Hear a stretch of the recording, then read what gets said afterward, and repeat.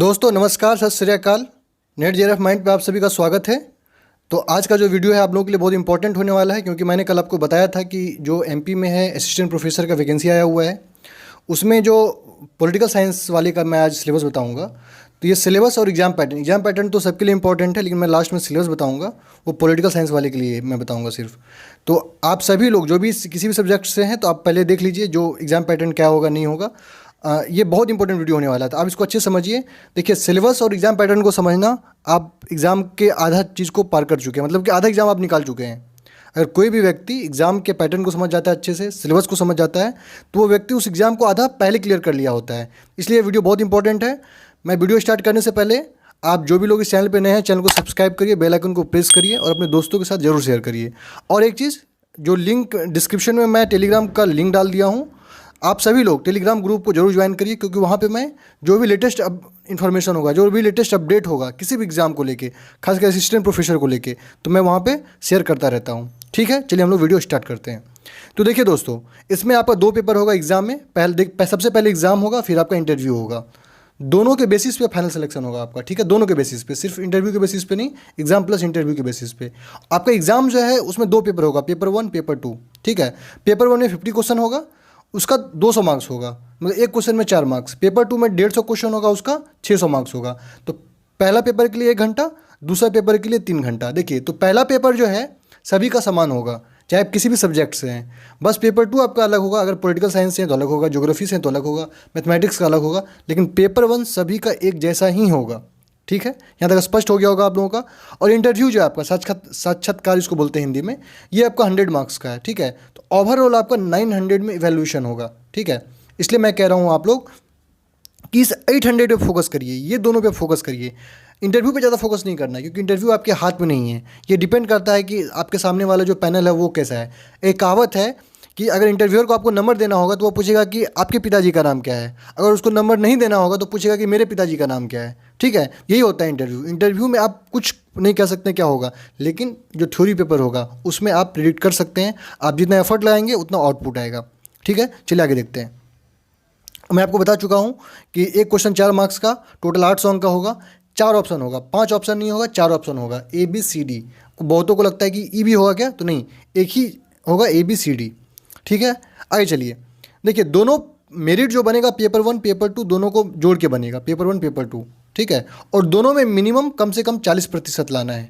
अगर आप MP के नहीं हैं तो अगर आप MP के नहीं हैं तो आपको 40% लाना। अगर आप MP के हैं और SC ST OBC EWS और PS से बिलोंग करते हैं, आपको 30% चाहिए बस।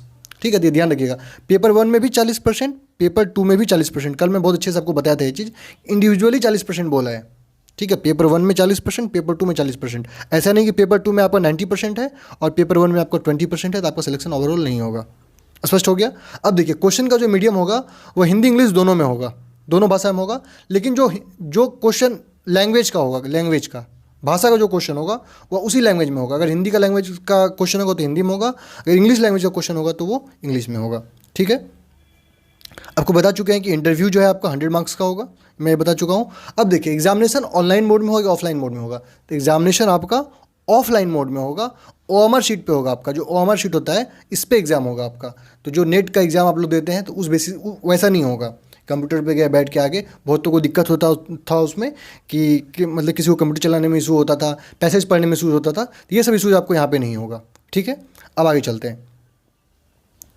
अब ये मैं आपको बता ही चुका हूँ कि इंटरव्यू के लिए कितने लोगों को बुलाया जाएगा। जितना सीट है उसका 3 गुना कम से कम बुलाएगा। जैसे 118 सीट है पॉलिटिकल साइंस में, तो 354 लोगों को इंटरव्यू के लिए बुलाया जाएगा, कम से कम मिनिमम इतना लोगों को बुलाया जाएगा। ठीक है, इंटरव्यू के लिए। चलिए, और हम देखते हैं, समझते हैं। अब देखिए सिलेबस, देखिए पेपर 1 का सिलेबस। पेपर 1 का सिलेबस क्या है आप लोग ध्यान समझिए। टोटल 5 यूनिट में बांटा गया है। 5 यूनिट का मतलब है कि 1 यूनिट से 10 क्वेश्चन आपको पूछा जाएगा। ठीक है, तो पहला यूनिट है मध्य प्रदेश का इतिहास, संस्कृति और साहित्य। तो जो लोग MP के रहने वाले हैं उनको यहाँ पे बेनिफिट हो जाएगा, क्योंकि ये सब चीज़ उनको पता ही होगा बहुत पहले से। दूसरा है मध्य प्रदेश का भूगोल, ज्योग्राफी ऑफ MP। तीसरा है आपका economy and polity of Madhya Pradesh. ठीक है, 3rd यूनिट में है। और चौथा है आपका अंतर्राष्ट्रीय, ये आपका करंट अफेयर है कुल मिला के। करंट अफेयर ये आपका इंफॉर्मेशन एंड इंफॉर्मेशन टेक्नोलॉजी से कंप्यूटर इसमें पूछेगा। तो ये 2 यूनिट में तो सबके लिए बराबर है, क्योंकि अगर MP के हैं या आप UP के हैं, बिहार के हैं, तो ये तो सबके लिए कॉमन हो जाएगा। लेकिन ये जो 3 यूनिट है ये एमपी वालों के लिए थोड़ा बेनिफिशियल होगा, इसलिए अगर आप एमपी का नहीं है तो आप लोग अभी से थोड़ा थोड़ा इसको देखना चालू करिए, ठीक है, क्योंकि ये आपके लिए थोड़ा सा हो सकता है कि अननोन हो, ठीक है ना। तो आप ऐसे ही इंग्लिश में दिया हुआ तो आप इंग्लिश में भी देख लीजिए।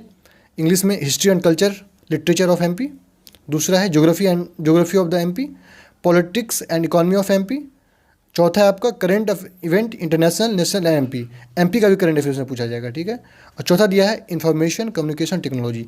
ये सब यहाँ भी 10 क्वेश्चन पूछेगा, यहाँ से भी 10 क्वेश्चन पूछेगा, तो ये सब आपको अच्छे से करना है। ई गवर्नेंस, ई कॉमर्स, यहाँ पे आपका इलेक्ट्रॉनिक्स, कंप्यूटर, देखिए कंप्यूटर यहाँ भी पूछ रहा है, फिर आपका साइबर सिक्योरिटी इंटेलिजेंस, ये सब सिलेबस है आपका, इसको आप देख के नोट डाउन करके आप प्रिंट आउट निकाल के भी रख सकते हैं, ठीक है। सिलेबस के अकॉर्डिंग काम करिएगा तो ज़्यादा बेनिफिशियल होगा आपके लिए। अब देखिए पॉलिटिकल साइंस का हम देखते हैं, पॉलिटिकल साइंस का सिलेबस देखते हैं क्या है। तो पॉलिटिकल साइंस में आपका टोटल ये जो बांटा है, देखिए कितने यूनिट में बांटा है मैं आपको बता रहा हूँ। टोटल आपका 8, 9, 10 यूनिट में बांटा है, मतलब एक यूनिट से 15 क्वेश्चन पूछेगा आपका, एक यूनिट से 15 क्वेश्चन पूछेगा। तो देखिए पहला यूनिट में क्या है, इंडियन और वेस्टर्न थिंकर है, Indian thinker and western thinker जो आप पढ़ चुके हैं इंटरनेशनल रिलेशन में, sorry western thinker Indian thinker तो एक अलग से यूनिट ही है, ठीक है। तो आपको पता है, मैं मेरा वीडियो भी होगा वेस्टर्न थिंकर पे। सेकेंड यूनिट जो है आपका, ये आपका पॉलिटिकल थ्योरी पे है, पॉलिटिकल थ्योरी कि डेमोक्रेसी क्या है, लिबर्टी क्या है, इक्वलिटी क्या है, जस्टिस क्या है, ठीक है, ये सब मैं आपको बता चुका हूँ। इसमें मार्क्सिज्म का जो आइडियोलॉजी है उसके बारे में पूछा गया है। तो पहला यूनिट आपका इंडियन वेस्टर्न थिंकर, दूसरा यूनिट आपका पॉलिटिकल थ्योरी है, और तीसरा यूनिट जो है आपका ये कॉम्परेटिव पॉलिटिक्स है। कॉम्परेटिव पॉलिटिक्स बहुत इंपॉर्टेंट होने वाला है, क्योंकि इससे अकेले जो है 15 क्वेश्चन पूछा जाएगा। देख लीजिए ये टोटल सिलेबस है आपका, इससे अकेले 15 क्वेश्चन पूछा जाएगा। चौथा में आपका नेशनल मूवमेंट, इसमें फेडरलिज्म पूछा जाएगा, political party, parliament, president, prime minister, ये सब सिलेबस है आपका। ये हो गया आपका जो इंडियन पॉलिटी वाला सेक्शन होता है, इसमें ये आ जाएगा, ठीक है, इंडियन पॉलिटी का सेक्शन इसमें आ जाएगा 4th यूनिट में। 5th यूनिट में क्या आएगा, पब्लिक एडमिनिस्ट्रेशन देखिए यहाँ से 15 क्वेश्चन यहाँ से पूछेगा, ठीक है। और यहाँ पे है, ये भी पब्लिक एडमिनिस्ट्रेशन का ही पार्ट आएगा जो आपका यूनिट 6 है, दोनों मिला दीजिएगा तो मतलब पब्लिक एडमिनिस्ट्रेशन से टोटल 30 क्वेश्चन पूछा जाएगा, ठीक है। आप समझ लीजिए पब्लिक एडमिनिस्ट्रेशन का कितना बड़ा रोल है। इसलिए जो मेरा चैनल है नेट जेआरएफ माइंड, इसमें देखिएगा यूट्यूब में जो है अलग से हम बना दिए पब्लिक एडमिनिस्ट्रेशन का जो भी वीडियो है, पूरा कंप्लीट सिलेबस कवर किया हुआ है। तो आप सभी जो है पब्लिक एडमिनिस्ट्रेशन को अच्छे से वीडियो देखिए और उसका शॉर्ट नोट बना के रख लीजिए रिवीजन के लिए, ठीक है।